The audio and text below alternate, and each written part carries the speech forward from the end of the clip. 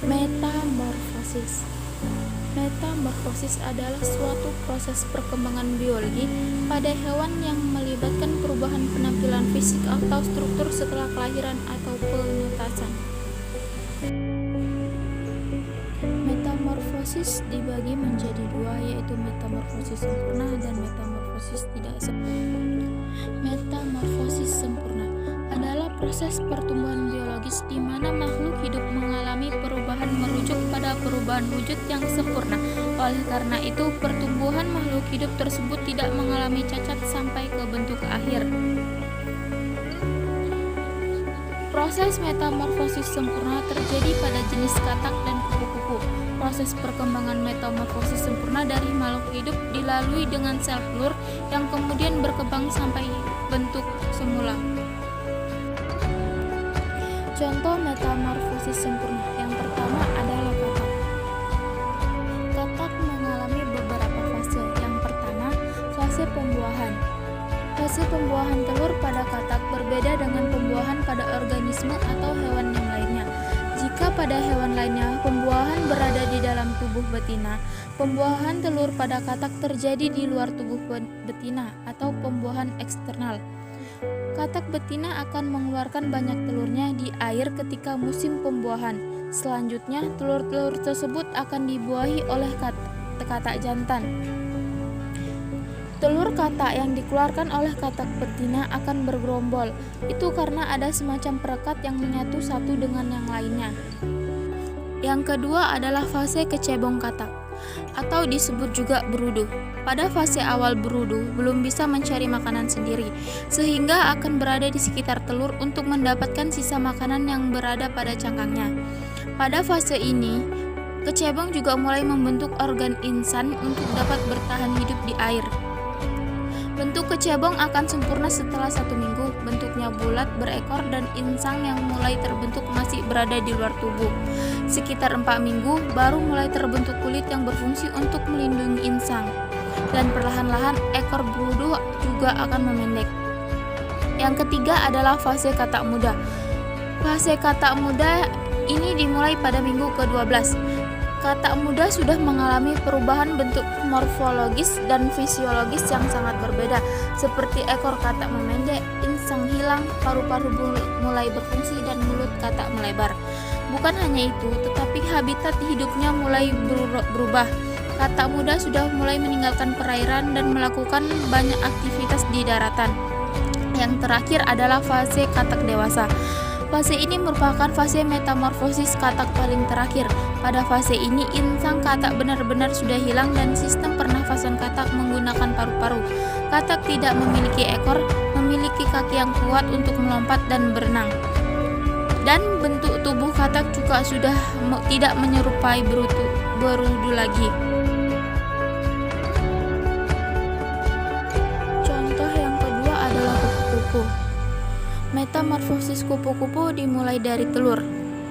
Pada tahap telur, kupu-kupu dewasa meletakkan telurnya pada ranting dan daun. Kupu-kupu dewasa akan mencari daun kesukaan ulat nantinya. Karena setiap kupu-kupu mempunyai makanan favorit tersendiri-sendiri. Biasanya kupu-kupu akan meletakkan telurnya di ujung daun atau di bawah daun. Menetaskan telur tidak membutuhkan waktu yang lama, sekitar 3-5 hari saja. Yang kedua adalah larva. Fase ini adalah setelah telur menetas. Ulat ini adalah proses yang sedikit menjijikan dari kupu-kupu yang indah.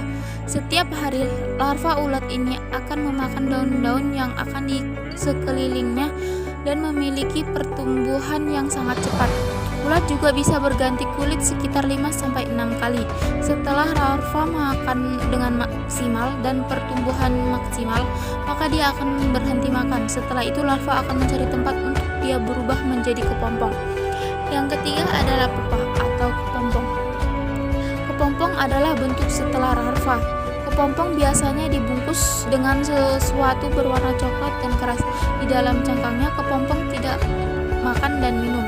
Dia akan menyempurnakan organ-organ yang belum sempurna.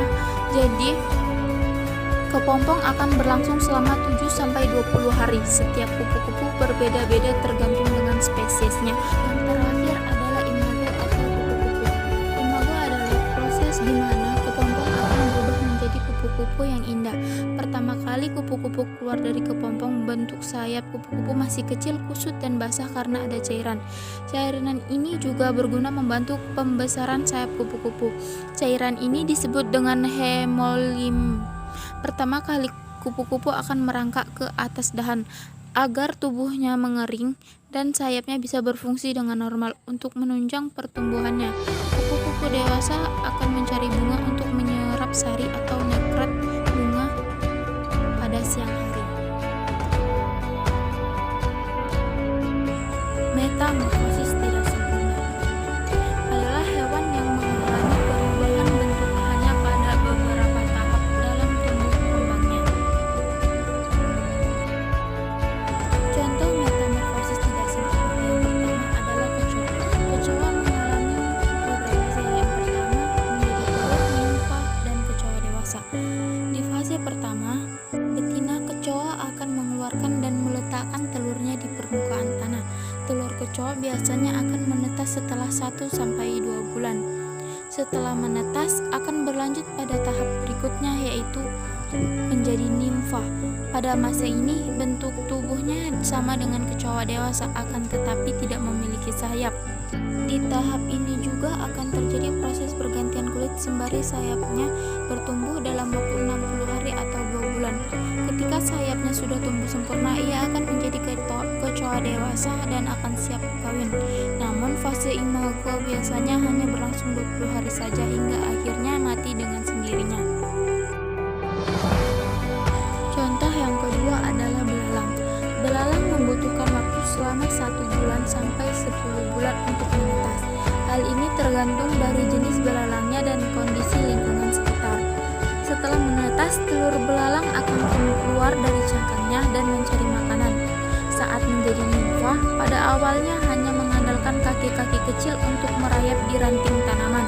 Fase nimfa berlangsung selama 30-40 hari hingga menjadi belalang dewasa, dan pada fase ini juga akan mengalami pergantian kulit beberapa kali